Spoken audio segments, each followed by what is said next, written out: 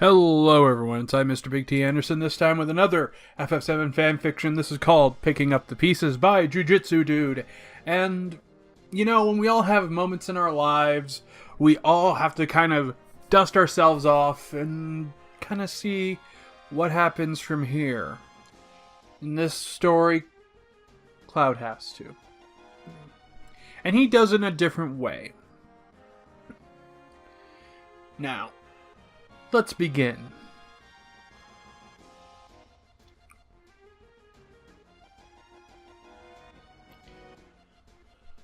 Over an hour. That's how long Reeve had been watching Cloud train in the WRO gym. He'd heard of getting tired from watching someone work before, but he thought he'd at least need to be able to conceptualize himself doing the workout to feel anything like that. He was under no such illusions as to his ability, and so watching the blonde warrior was just, well, fascinating. Fascinating in the way that watching a circus performer complete some impossible feat was fascinating. What really struck Reeve was that he hadn't stopped moving the entire time. Cloud was in perpetual motion. Calisthenics had become sprints, which had given way to a gymnastic routine, all performed with perfect form despite the breakneck pace. The real work, however, began when the young man had picked up his sword. Reeve wasn't sure what to call what he had been watching for over half an hour, but shadowboxing seemed as appropriate a term as he was going to find.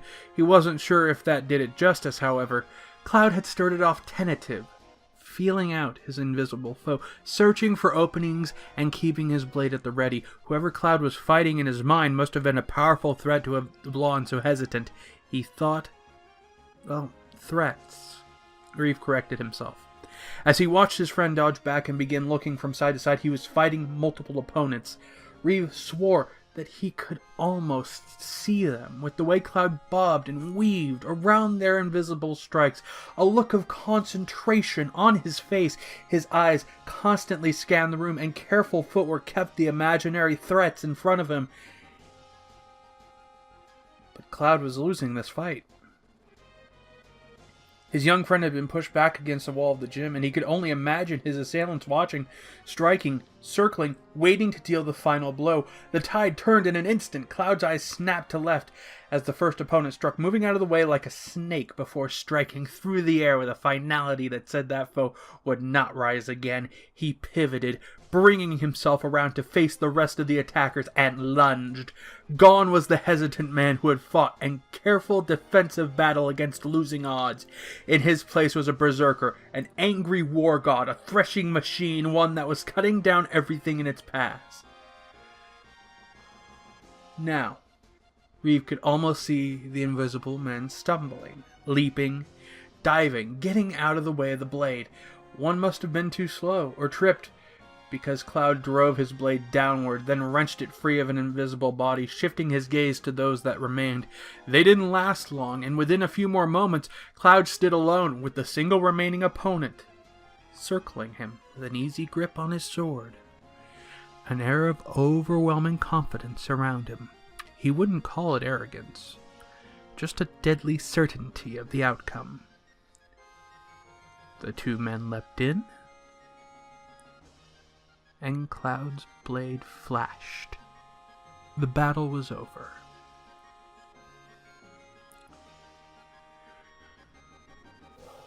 Reeve marveled at the warrior in front of him, and that's certainly what he was, a warrior. If anyone's hands have been made specifically for war, it was Cloud Strife. He winced a little at the thought. He supposed that the made-for-war part applied a little more literally to Cloud than most, considering his time in Hojo's care. The young man planted his sword in the ground, leaned on it, and let out a long breath. He then turned to locate the sound of clapping in the room. Reeve realized with some small surprise that he was the one clapping. Cloud smiled at him. Didn't realize I had an audience. I would have put on a show. Reeve scoffed. Don't try to make the rest of us feel any worse about our conditioning than you already do. Thank you. The blonde smirked. What brings you down here anyway? Do you creep on all your employees while they work out? It's more of a rotating schedule, really. I'm a busy man. I can't stalk everyone all the time. This way people can't accuse me of playing favorites. Cloud laughed. But really, you have a job for me? The bar could use some upgrades, so I'm looking for work. I do. I need someone to actually deliver supplies to Fort Condor. They've been helping us keep the land trade routes open. I'm on it. I'll head out tomorrow morning. He turned and began walking over to collect his gym bag. Cloud, Reed called after him. The blonde turned back and hesitated for a moment. Do you mind if I ask you a personal question? Shoot. Would you change what was done to you if you could?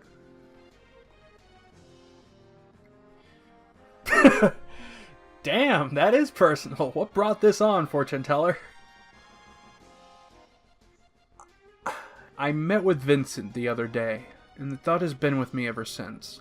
I knew him before what happened. I can see the stark differences in him.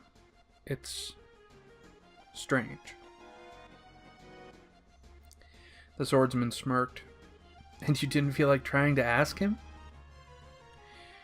He shuddered. No, thank you. I prefer all my organs where they are at the moment. I have a feeling he wouldn't take this as well as you are.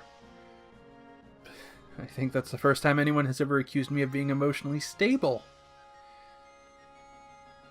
To be fair, look at your competition. It's just... It always struck me as such a Faustian bargain. The blonde raised an eyebrow. Faustian what now, Reeve? I want you to think about where I grew up, how early I left home, and the rather large gap of time there in the middle. He shook his head. It's a deal with the devil, Cloud. Oh, like the song, The Devil Came Up to Nibelheim? He sighed.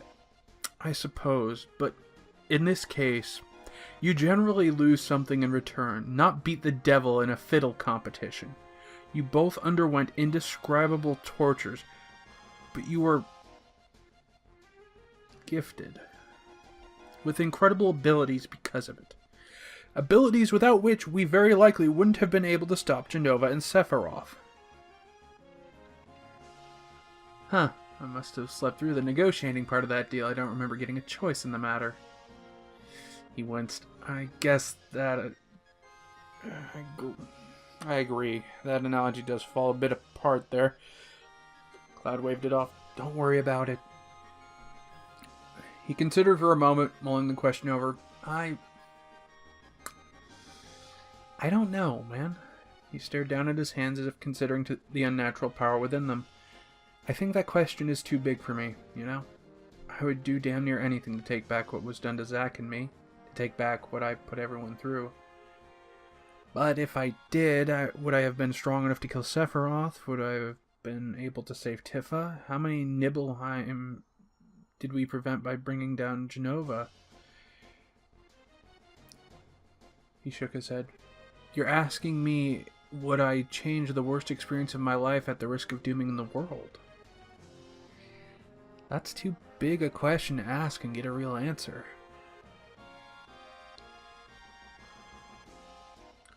He looked at his older friend, his eyes tired. The answer is both yes and no. I mean, yeah, of course I would. Who wouldn't? And no, how could I, when I know what tragedies it has allowed me to avert? Reeve nodded in understanding. You're a real downer. I remember Kate being more fun. Coming from you, that's especially cutting.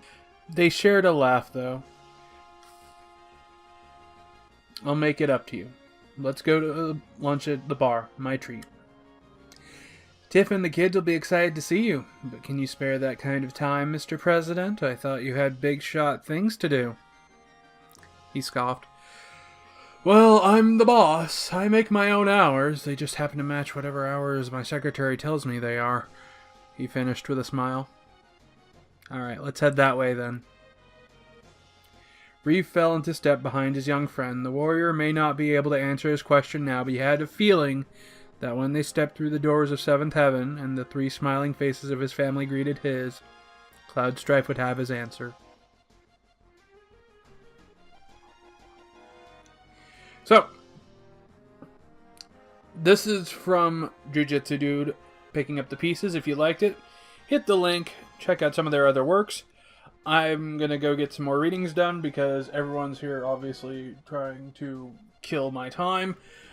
So I'm going to get this as quick as I can. Have a good one. Ta-ta for now.